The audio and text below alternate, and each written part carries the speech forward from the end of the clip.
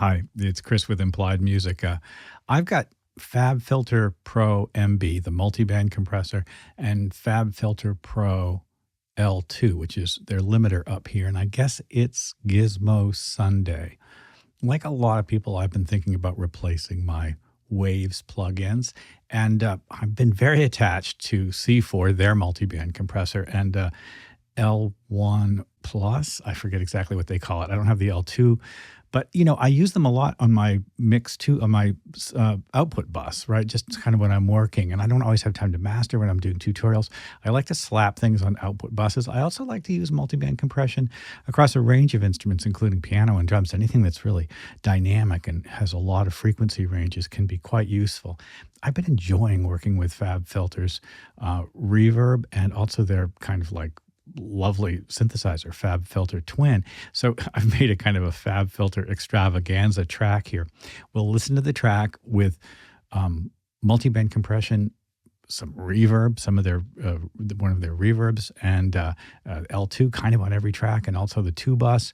And then we'll kind of take it. We'll just try it. Is this going to work for me? I actually could use your input about this. So let's listen and we'll chat.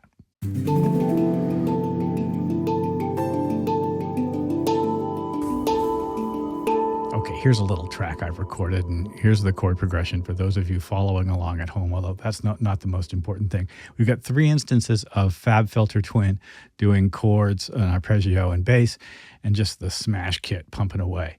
So this is with everything in place. Here's bass and drums, and then it'll drop down to synths. Let's just listen.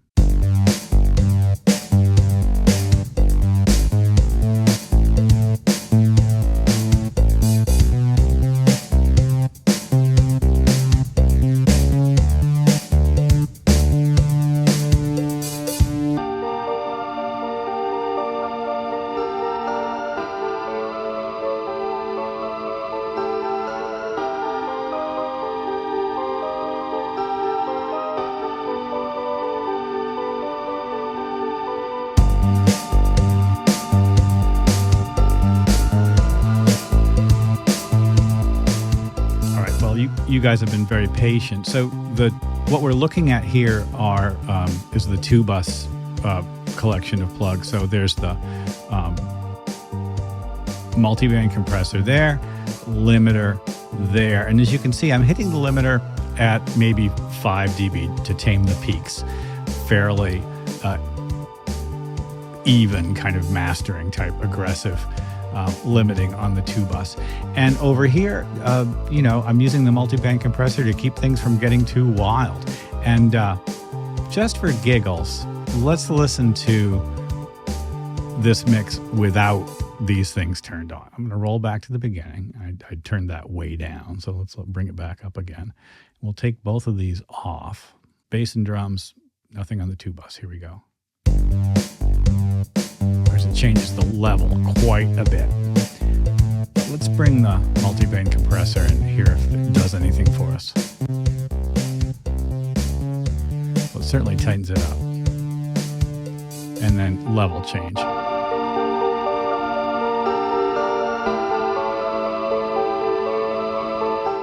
It's super difficult to make judgments based on this kind of stuff with the level changes being so radical, isn't it? Well, listen, we'll go back to the beginning and look at each track individually. Well, here's my chain for the drums, and you can see I've got a kind of just a punchy multi-band compression going on. When I click inside a band, I get the individual controls for it, and they're typical things: threshold, range, attack, and release. And I think the gain isn't doing I'm not doing that much with gain and limiting in the track. No EQ and no normal compression on these tracks. I was just playing around. There's also a tiny hint of reverb sort of after the fact. Okay, here we are with both of them on. Pretty loud. I'll turn it down so I can talk. So I'm hitting the peaks at, -1 or so. Let's take off the multiband.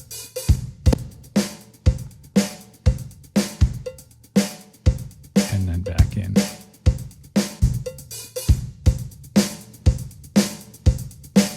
Out.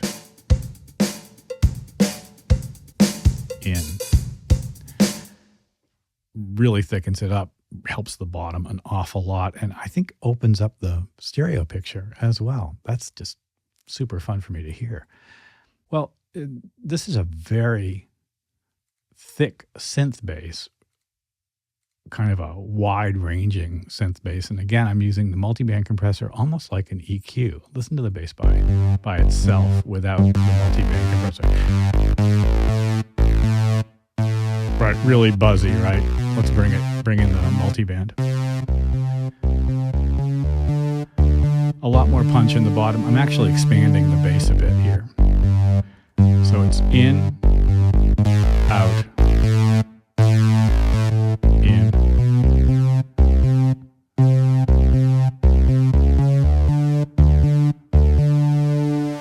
The limiter is really just adding a little bit of gain. My signal chain on the chord parts and the arpeggio parts a little bit different because I'm actually going multiband compressor into the reverb, the Pro R2, with a good amount of reverb on the part, and then limiting that to get kind of everything's thick and chocolatey. And let's take a listen. So pretty. Love this sound. And I'll take the compressor off. Okay, this is with it off.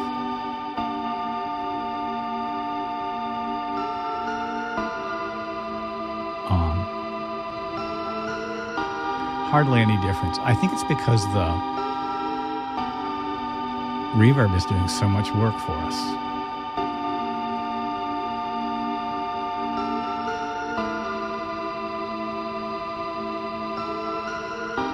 Pretty chords.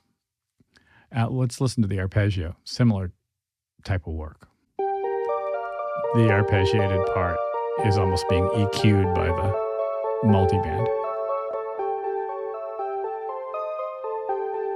And then in. That's doing a lot for the bottom part of the sound, isn't it? That almost sounds sort of thin and empty. Much more present in a great way. Now, the 2-bus definitely makes a big difference for us, and I'm just very happy with the FabFilter interface. I love the way the graphics look and work. It's intuitive and quick to work on it.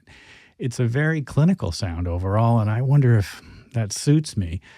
I'm going to have to play around with it and see what happens when I push settings to their extremes, because honestly, I do like to take things a little bit too far. And, you know, with analog gear, sometimes that's the most fun you can have.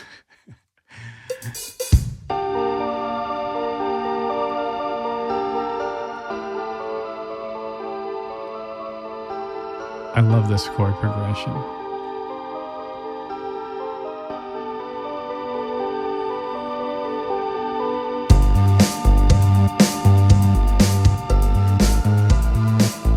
Well, I'd be very interested to hear from you guys what your experience with the FabFilter stuff is, because it's new to me this year. And eventually I sort of want to move towards more contemporary plugs. I feel like the Wave stuff I have is quite good, and I've been using it since my original gold subscription back in the 90s. And I guess to some degree, I just want to try something new. I don't really have any big reasons for moving off Waves except just frustration with subscription plans and stuff like that. Loving the FabFilter stuff, so I'm really happy to have been able to pick this stuff up on the Black Friday deals. Let me know what you think. I certainly hope this has been useful. Don't forget to like and subscribe, and ding the bell. You'll be notified when I do my videos. Well, I'll see you next time.